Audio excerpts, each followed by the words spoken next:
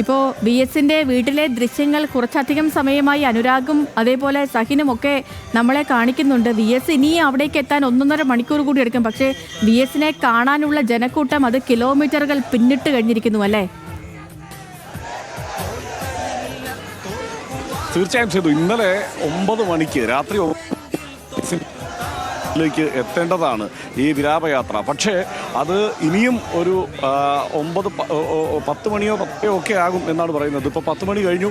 10:30-ക്ക് ചിലർ പറയുന്നു ഇല്ല 12 മണിയാകും. കാരണം അതിലധികം ആളുകൾ വഴിയിൽ കാത്തു നിൽക്കുകയാണ് എന്ന്.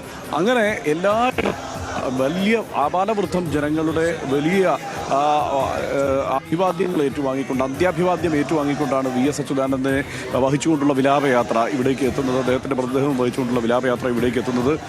നമുക്കറിയാം, ഇത് വെന്തലത്തറയിൽ നിന്ന് വേലിക്കകത്തേക്ക് വന്നയാളാണ് വി എസ് അച്യുതാനന്ദൻ. അദ്ദേഹത്തിൻ്റെ സ്വന്തം വസതി ഇവിടെ ഇതാണ്. ഈ പുന്നപ്രയും വയലാറും അടങ്ങുന്ന ഈ പ്രദേശത്ത് നിന്നാണ് അദ്ദേഹത്തിൻ്റെ പ്രവർത്തനം ആരംഭിക്കുന്നത്. ഇവിടെ നിന്ന് തന്നെയാണ് അദ്ദേഹത്തെ പി കൃഷ്ണപിള്ള കണ്ടെത്തുന്നത്, ഒരു നേതാവായി കൈപിടിച്ചുയർത്തുന്നത്. ആ ഒരു ആവേശം ഇവിടെ ഉണ്ട്. അദ്ദേഹത്തിന് അന്ത്യാഭിവാദ്യം അർപ്പിക്കാൻ വരുന്ന ജനങ്ങളുടെ ഒരു ആവേശം നമുക്കിവിടെ കാണാൻ കഴിയും. അവർ ഇവിടെ സ്വാധീനം നോക്കൂ, ഇങ്ങനെ അറ്റം വരെ ആളുകൾ ഇങ്ങനെ നിരന്നു നിൽക്കുന്നത് കാണാം, കാത്തു നിൽക്കുന്നത് കാണാം.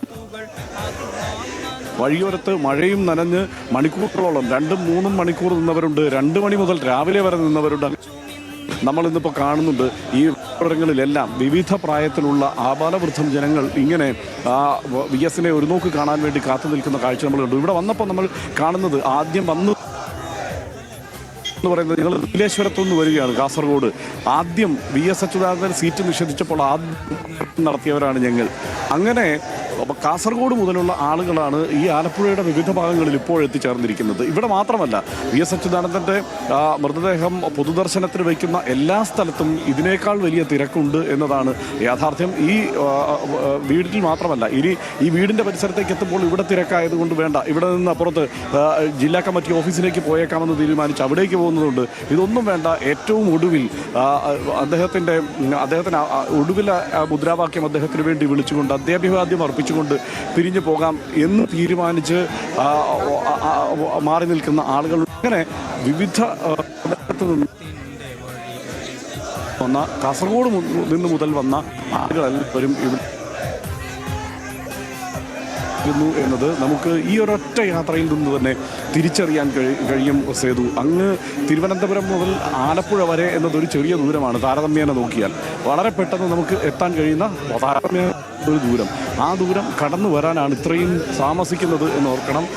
ഈ കുറഞ്ഞ പ്രദേശത്തുള്ള ജനങ്ങൾ മാത്രമാണ് ഈ ഓരോ കേന്ദ്രങ്ങളിലും എത്തി നിൽക്കുന്നത് എന്നോർക്കണം.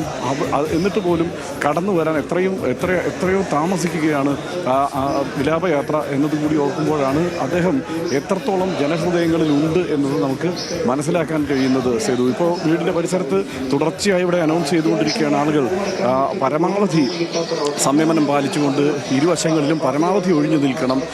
വല്ലാത്ത വികാര വിക്ഷുബ്ധതയിൽ വരുന്ന ആളുകളുണ്ട്, അതിനപ്പുറം വലിയ ആവേശത്തിൽ വരുന്ന ആളുകളുണ്ട്, സങ്കടം ചില ആളുകൾക്കുണ്ട്. കാരണം വി എസ് അച്യുതാനന്ദൻ ഇനിയില്ല എന്നുള്ള ആ ഒരു വിഷമം കൊണ്ടുള്ള സങ്കടം ആളുകൾക്കുണ്ട്. പക്ഷേ നമുക്കറിയാം, 5 വർഷം പൊതു പ്രവർത്തനത്തിൽ നിന്ന് സമ്പൂർണ്ണമായി വിട്ടുനിന്ന് ആളുകളുമായി അങ്ങനെ ഒരു തുടർച്ചയായ ബന്ധത്തിൽ ഇല്ലാതെ വി എസ് അച്യുതാനന്ദൻ ആദ്യമായി ഒഴിഞ്ഞു നിൽക്കുന്നത് ഈ അവസാനത്തെ 5 വർഷം മാത്രമായിരിക്കും.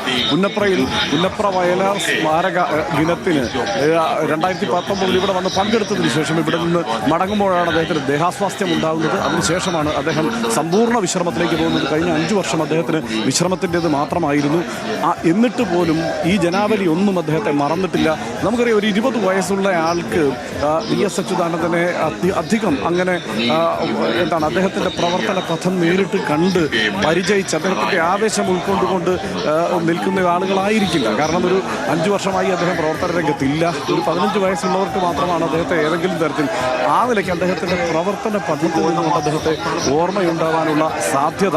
അപ്പോൾ അങ്ങനെ നമ്മൾ നോക്കിക്കഴിഞ്ഞാൽ ഈ യുവതയ്ക്ക് ഒരുപക്ഷെ അദ്ദേഹത്തിൻ്റെ നേരിട്ടുള്ള പ്രവർത്തനം പരിചിതമായിരിക്കില്ല. എന്നിട്ട് പോലും എത്രയധികം യുവാക്കളാണ് ഇവിടെ ഒന്ന് തടിച്ചു കൂടിയിരിക്കുന്നത് നോക്കൂ. മാത്രമല്ല, അവരൊക്കെ വെറുതെ ഇങ്ങനെ കേട്ടറിഞ്ഞ് ആരോ ഒരാൾ എന്ന മട്ടിൽ വന്നതല്ല, ഏതോ ഒരു നേതാവ് എന്ന മട്ടിൽ വന്നതല്ല. അവർക്കെല്ലാം വളരെ കൃത്യമായി ആരായിരുന്നു വി എസ് അച്യുതാനന്ദൻ, എന്തായിരുന്നു വി എസ് എസ് അച്യുതാനന്ദൻ, ഒരു സ്റ്റേറ്റ്സ്മാൻ എന്ന നിലയിൽ വി എസ് അച്യുതാനന്ദൻ ആരായിരുന്നു, ഒരു ലീഡർ എന്ന നിലയിൽ വി എസ് അച്യുതാനന്ദൻ ആരായിരുന്നു, ഒരു പരിസ്ഥിതി പ്രവർത്തകൻ എന്ന നിലയിൽ വി എസ് അച്യുതാനന്ദൻ ആരായിരുന്നു, ഇങ്ങനെ ഓരോന്നും എല്ലാവർക്കും അറിയാം എന്നുള്ളതാണ്. അതേക്കുറിച്ച് വ്യക്തമായ ധാരണ എല്ലാവർക്കും ഉണ്ട് എന്നുള്ളതുമാണ്. ഇപ്പോൾ വി എസ് അച്യുതാനന്ദൻ്റെ വസതിയിലേക്ക്, ഇവിടെ വേലിക്കകത്ത് വീട്ടിലേക്ക് ധാരാളം നേതാക്കന്മാരുമൊക്കെ എത്തിച്ചേരുന്നുണ്ട്, വിവിധ മന്ത്രിമാർ എത്തിച്ചേരുന്നുണ്ട്, നേതാക്കന്മാർ എത്തിച്ചേരുന്നുണ്ട്. ഇവിടെ നമുക്ക് കാണാൻ കഴിയുന്ന ഒരു കാര്യം, ഒരുപക്ഷെ ഈ വിഭാഗീയതയുടെ സംഘർഷകാലത്ത് പലപ്പോഴും പാർട്ടിയോടകന്ന ധാരാളം പേരുണ്ട്.